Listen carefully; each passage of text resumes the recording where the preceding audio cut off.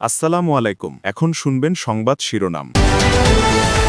আশুলিয়ায় আজকের ভূমিকম্পের কেন্দ্রস্থল নরসিংদীর পলাশ, ভূতত্ত্ববিদদের গতকালের ফাটল পরিদর্শন। 10:36 আবার একটা ভূমিকম্প হয়েছে, যেটার ম্যাগনিটিউড 3.3। আজকে হয়েছে এটা নরসিংদীর পলাশে। ভূমিকম্পে নিহতদের গ্রামের বাড়িতে শোকাবহ পরিবেশ। লক্ষ্মীপুর কিশোরগঞ্জে 2 ছেলের সাথে সমাহিত হলেন বাবারা। দিনাজপুরের নসিপুরে মিনিবাস চাপায় ইজি বাইকে থাকা একই পরিবারের 4 সদস্য নিহত। 5 গবেষণা কেন্দ্রের সামনে হয় দুর্ঘটনা।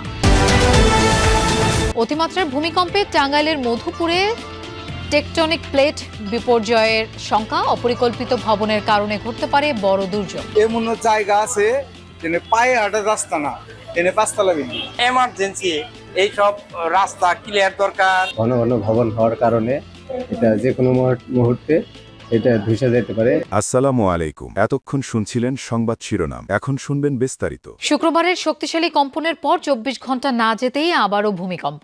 এবারও উৎপত্তি ঢাকা থেকে 29 কিলোমিটার দূরে নরসিংদীর পলাশ এলাকায়, যদিও অনুভূত হচ্ছে আশুলিয়ার বাইপাইলে। ভূমিকম্প গবেষণা কেন্দ্র জানিয়েছে, রিক্টার স্কেলে এই ভূকম্পনের মাত্রা ছিল 3.3। সকাল 10:36 12 সেকেন্ডে আশুলিয়ার বাইপেল এলাকায় ভূমিকম্প হয়েছে এমন তথ্য দেয় আবহাওয়া অফিস। পরে ভূমিকম্প পর্যবেক্ষণ ও গবেষণা কেন্দ্র জানায়, রিক্টার স্কেলে এর মাত্রা 3.3। এবার উৎপত্তিস্থল নরসিংদীর পলাশ। গবেষণা কেন্দ্রের ভারপ্রাপ্ত কর্মকর্তা রুবায়েত কবির জানান, এবারের কম্পনটি গতকালের 5.7 মাত্রার ভূমিকম্পেরই আফটারশক। আজকে 10:36 আবার একটা ভূমিকম্প হয়েছে, যেটার ম্যাগনিটিউড 3.3। বাট গতকাল যে ভূমিকম্পটা হয়েছিল ওটার উৎপত্তি স্থল আমরা বলেছিলাম যে মাধবদী নরসিংদীর। আজকে হয়েছে এটা নরসিংদীর পলাশে। বড় ভূমিকম্প হওয়ার পরে সাধারণত আফটারশক হয়, এবং আমি বলবো যে আজকে যেটা হয়েছে এটা ওই ভূমিকম্পেরই একটা আফটারশক। তিনি জানান, প্রাথমিক ধারণা ছিল উৎপত্তিস্থল ঢাকার উত্তর পশ্চিমে, কিন্তু বিশ্লেষণে দেখা যায় কেন্দ্র সরে গেছে উত্তর পূর্ব দিকে, অর্থাৎ নরসিংদীর পলাশে। মৃদু হওয়ায় সাধারণ মানুষের কাছে খুব একটা অনুভূত হয়নি।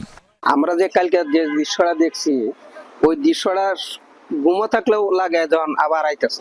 আজকে মনে করেন যে এটা আমরা টের পাইছি না পাইলেও কিন্তু অনুভব করছি যে আবার এরকম ধরনের একটা ভূমিকম্প লাগছে আর কি। এটা আমরা টের পাই না, বিশেষ করে আমি টের পাই। কালকের এটা তো কঠিন। আমার জন্মের পরে এত বড় দুর্যোগ আর দেখি নাই বা শুনছিও না। এদিকে ভূমিকম্পে নরসিংদীর পলাশ রেসিডেন্সিয়াল মডেল কলেজের মাঠে দেখা দেয়া ফাটল পরিদর্শন করেছে ঢাকা বিশ্ববিদ্যালয়ের ভূতত্ত্ব বিভাগের একটি দল। র্যাপিড ফিল্ড টেস্টের অংশ হিসেবে বেলা 12টায় ভূতত্ত্ব বিভাগের গবেষক, শিক্ষক ও শিক্ষার্থীদের একটি দল ঘটনাস্থলে পৌঁছায়। এই ফাটলটা কি ভূমিকম্পের সাথে সম্পর্কজনিত কিনা সেটি আমরা আজকে নির্ণয় করছি, এবং এখান থেকে আমরা স্যাম্পল কালেক্ট করছি, যা হলো কি আমরা আমাদের গবেষণাগারে নিয়ে আমরা সেটা পরীক্ষা করে দেখব। এই ভূকম্পনের কারণে যে নিদর্শনগুলা আমরা কাজে লাগাই সেগুলোকে সংগ্রহ করার জন্য, অ্যাকচুয়ালি এটা উপাত্ত সংগ্রহের কাজে আমরা আসছি।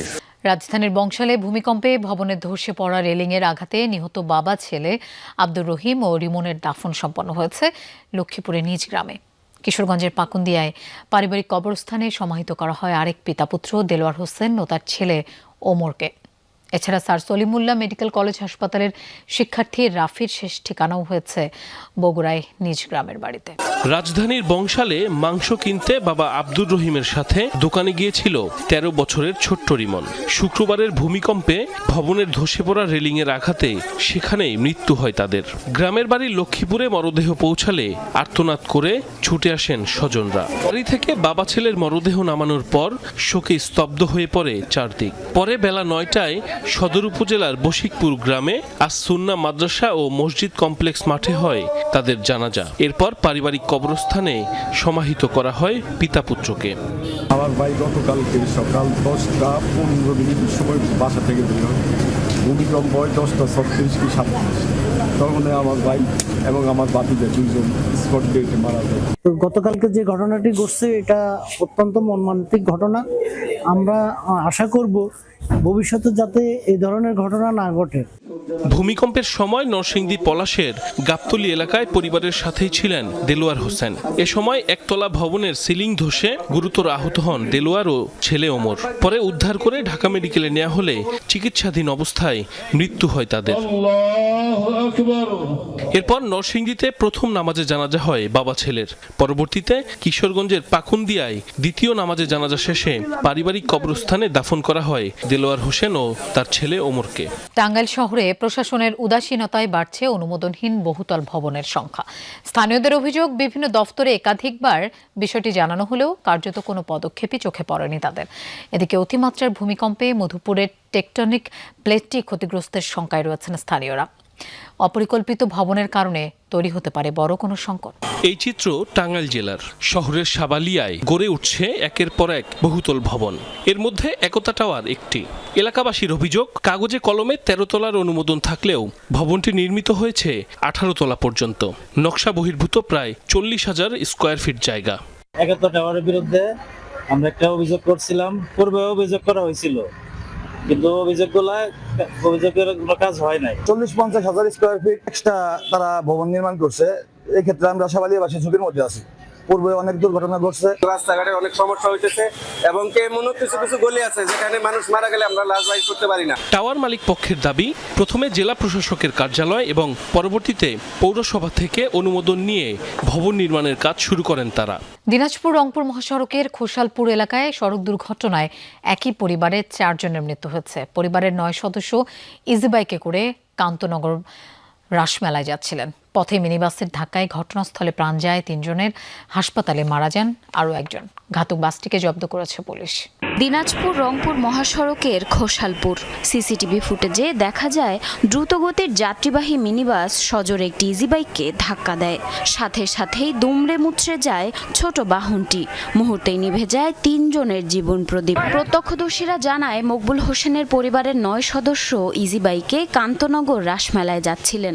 পথে মিনিবাসের ধাক্কায় ইজি বাইকে থাকা মর্জিনা, সাবিহা ও এক শিশু নিহত হয়। গুরুতর আহত হন বাকি 6 জন। তাদেরকে হাসপাতালে নেওয়া হলে চিকিৎসক সার্জিনাকে মৃত ঘোষণা করে। বাকিরা হাসপাতালে ভর্তি আছে। রংপুরের 10 মাইল থেকে আসতেছিল বাস, এই বাসটা আসে নিরন্তর হাড়ে ফেলেয়া অটোটার কিন্তু সামনাসামনি মানে ওর সাইড আছে, ওর সাইডে কিন্তু অটোটা লাগাই দিল। যেটা মারা গেছে সে আমার বড় বউ আছে মজিনা, যেটা মারা গেছে সে আছে মজিনার বেটি। পুলিশ জানায়, ইজি বাইকটিকে ধাক্কা দিয়ে দ্রুতগতিতে পালিয়ে যাওয়ার চেষ্টা করে মিনি বাসটি। পরে স্থানীয়রা ধাওয়া দিয়ে বাসটিকে আটক করলেও পালিয়ে যায় চালক ও হেলপার। একটা সড়ক দুর্ঘটনার তথ্য পেয়ে আমরা তাৎক্ষণিক হাইওয়ে পুলিশ যে মোবাইল টিম ছিল তাৎক্ষণিক ঘটনাস্থলে আসার পরে এখানে আমরা 3 জনকে মৃত অবস্থায় পাই। একই পরিবারের 4 জনের মৃত্যুতে এলাকায় শোকের ছায়া নেমে এসেছে। দ্রুত ঘাতক বাসটির ড্রাইভার ও হেলপারকে গ্রেফতার করার দাবি জানিয়েছেন স্থানীয়রা। খুবই দুঃখজনক একটি ঘটনা। এই দুর্ঘটনায় কোনো মামলা হয়েছে কিনা? 10 মিনিট আগে এখান থেকে যে মরদেহগুলি ছিল, এই মরদেহগুলি পুলিশ নিয়ে গেছে।